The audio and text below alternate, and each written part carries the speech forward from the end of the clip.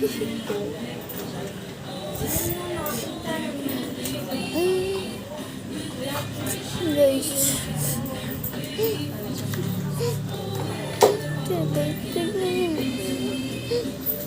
Kulit kayo.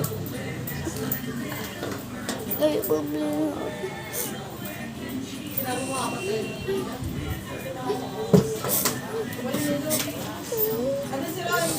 Okay, ito.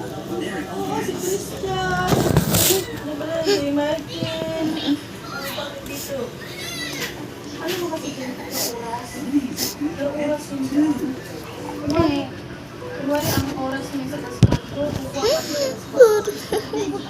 Sinanamatay. huwag mo agad sabihin. Alam mo, walang maliit kasi. Kaya umalay sa tagulit ko. Ang oras yung tagulit mo. Guys, gusto mo kwento ko. Baka matapos ito. Baka hanggang part 3 ito. May oras eh. Nandito kami nun. Tapos,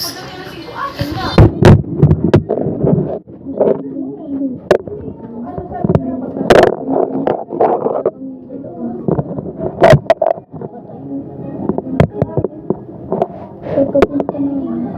Nandiyan na yun.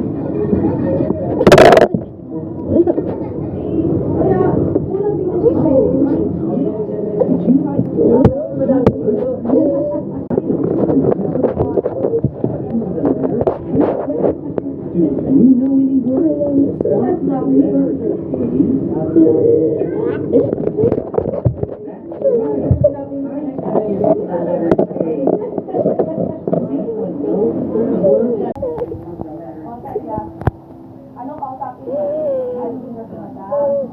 Sabi ko, pag-usap ko, mausap dyan po pusahan ka. Kasi hinintay lang talaga yung madam kausapin ka.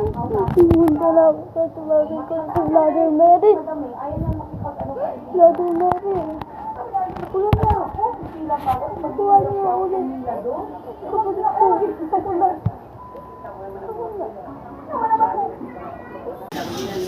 Oo, simula na siya naawa. Pati ang yelo. Kita niyo mga dilog yun. Kasi punta lang ako doon sa agad.